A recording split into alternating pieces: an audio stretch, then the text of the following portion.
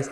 అయితే మీరు అంటే కొన్నేమో యాక్టర్ కింద చేశారు, ప్రొడ్యూసర్ కింద ఉన్నారు, అలాగే కొన్ని టీవీ షోస్ చేశారు.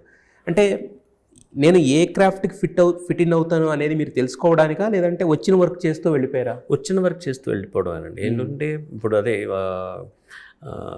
అలైపాయుదే సినిమాలో కాదల్ సడుగుడు, అదే సఖీలో కాయల్ ఆఫ్ చెడుగుడు అయిన తర్వాత I expected it to be a big hit and మనకి వర్క్ బాగా వస్తుంది అనుకున్నాం. But it didn't happen. Unfortunately that was like almost the last song I song for Rahman garu. ఆ టైంలో వర్క్ లేక నేను డిప్రెషన్లోకి పోవటం, ఒక ఫ్యామిలీలో డిస్టర్బెన్సెస్, నా ఫ్యామిలీలో అవన్నీ జరుగుతూ ఉండగా కే బాలచంద్ర గారి ఆఫీస్ నుంచి కాల్ రావటం, ఇలా మేము ఒక సీరియల్ ప్లాన్ చేస్తున్నాం, అదొక మ్యూజికల్, అందరు సింగర్స్ చేస్తున్నారు, శాలిని, పాప్ శాలిని, నేను, మనో గారు అందరు కలిసి ఒక సీరియల్ మేము ప్లాన్ చేస్తున్నాం, వుడ్ యు బీ ఇంట్రెస్టెడ్? నేను వచ్చి ఆడిషన్ చేస్తానంటే మీకు నచ్చితే చేస్తాను. ఆ ఆడిషన్ చేశాను, అది నచ్చింది, సో ఐ డిడ్ దాట్. అక్కడ నాకు సముద్రకని కలవటం ఒక అసిస్టెంట్ డైరెక్టర్గా, వాడితో కథలు చెప్పించుకోవడం బ్రేక్స్లో, దాంట్లో కథ నచ్చడం, అలా ప్రొడ్యూసర్ అయ్యాను. సో ఇవన్నీ opportunities just came my way. It was okay, ఇది అయిందా, నెక్స్ట్ ఐ వాంట్ ఎక్స్పెరిమెంట్ అని. ఆ టైంలో ఐ గాట్ లక్కీ. ఇది తగ్గుతుంది అనగానే ఇంకొక అవకాశం రావటం, ఇంకొక అవకాశం, అంటే ఒక డెస్టినేషన్ లాగా వెళ్ళిపోయింది మీ లైఫ్ అనేది, ట్రావెల్ మీరు ఏది ప్లాన్ చేసుకుని చేసింది డెఫినెట్గా లేదు. డెఫినెట్గా ఇట్ వాజంట్ ప్లాన్డ్. అయితే యాక్చువల్గా ఇందాక మీరు ఇప్పుడు మాట్లాడుతూనే మీరే చెప్పారు, అంటే అంటే ఏం చేయాలో తెలియక అవకాశాలు తగ్గినప్పుడు ఒక డిస్టర్బెన్స్ కైండ్ ఆఫ్ థింగ్ అన్నారు కదా. అంటే ఇప్పుడు మీరు ఒక అప్పటికే నాన్నగారు నాకు తెలిసి మీకు ఊహ తెలిసేసరికి చాలా సంపాదించి ఉంటారు కదా. బట్ అంటే మీరు అప్పుడు లైఫ్ని ఏ యాటిట్యూడ్తో చూసేవారు? I wasn't a party boy. నేను అట్లా విచ్చలవిడిగా తిరగడం, మంచి కార్లు పెట్టుకోవడం, ఎస్టీమే ఆ కాలంలో ఏమున్నాయి కార్లు, ఒక ఎస్టీమ్ అనేది ఒకటి, దాని తర్వాత హాండా సిటీ వచ్చింది కొత్తగా. సో అట్లా లావిష్ లైఫ్, లగ్జరీ లైఫ్ అలవాటు లేదు. నేను అమెరికాలో I was all alone by my self. అక్కడ కూడా పెద్ద కార్లు, మన్హాటన్లో పోయి పెద్ద రెస్టారెంట్స్లో తింటాలు,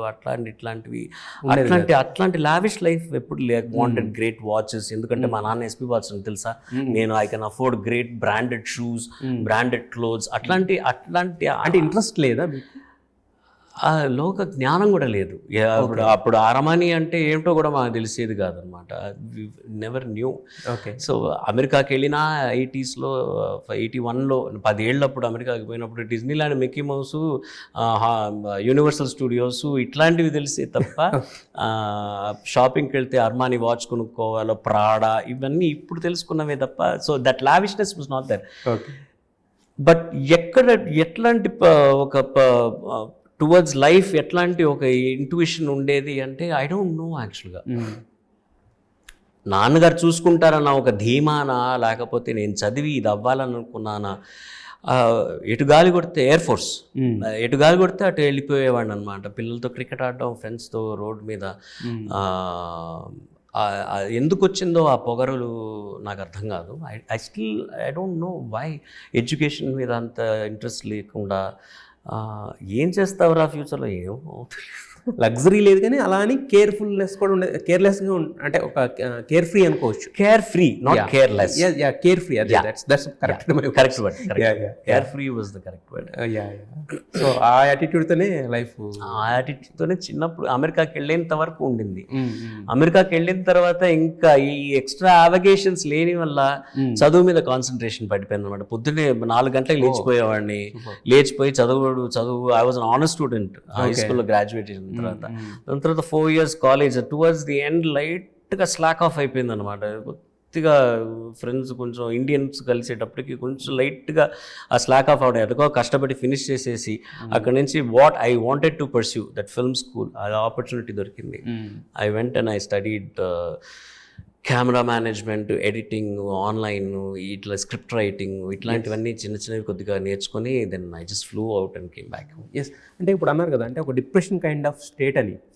అంటే మీకు అన్నీ అందుబాటులో ఉంటాయి, అంటే మినిమం మనకు బ్రతకడానికి ఇబ్బంది పడేలేక కాకుండా అన్నీ అందుబాటులో ఉంటాయి కదా, మరి ఆ డిప్రెషన్ మోడ్ అనేది ఎందుకంటే నా అంతటా నేనేం చేయలేకపోతున్నాను.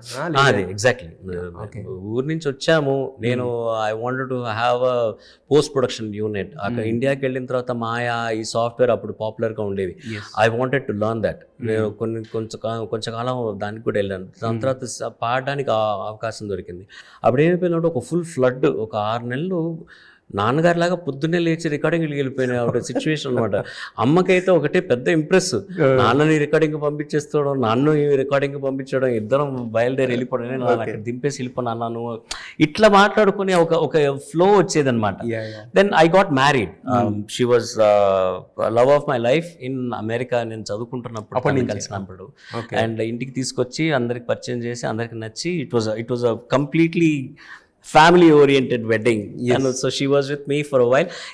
ఈ heat in this whole entire career, in the music కెరియర్లో అది తగ్గిపోయేటప్పటికి దాదాపు ఒక 4-5 నెలలు యాతన. అప్పుడు ఏమయ్యేదంటే ఇద్దరిని పనికి పంపించే అమ్మ, రే ఈ వయసులో పొద్దున్నే లేచాను పనికి వెళ్తున్నాడు, ఇంకా పడుకుని నిద్రపోతున్నావు ఏంట్రా దున్నపోతా, అది స్టార్టెడ్ హిట్టింగ్ మీ అనమాట. ఏం చేసేది నాకు తెలియట్లేదు. దాని తర్వాత if it was a self-made career, academically designed career, you know where to go, what to do. అట్లాంటిది కాదు. సినిమాని నమ్ముకొని మనం ప్లాన్ చేసుకొని వచ్చి ఒక యాడ్ ఏజెన్సీ పెడదాం అనుకున్నాం. బట్ దానికి పర్సూవెన్స్కి ఎక్కడో బ్రేక్ పడిపోయింది. ఈ సింగింగ్ వల్ల ఈ పాపులారిటీ కొద్దిగా వచ్చేటప్పటికి ఈ దీంట్లో పడేటప్పటికి దాని మీద ధ్యాస పక్కకి వెళ్ళిపోయింది. So that got me into ఎటు లేకుండా ఏం చేయాలో అనేది తెలియకుండా పోయింది అనమాట. And I was married. There was a girl. పిల్లలు ఉన్నారా? లేదు, లేట్ చిల్డ్రన్. సో అప్పటికి పిల్లలు ఉండేటప్పటికి then it became that was the depression mode that I had gone to. Luckily K Balachandra garu lift me out.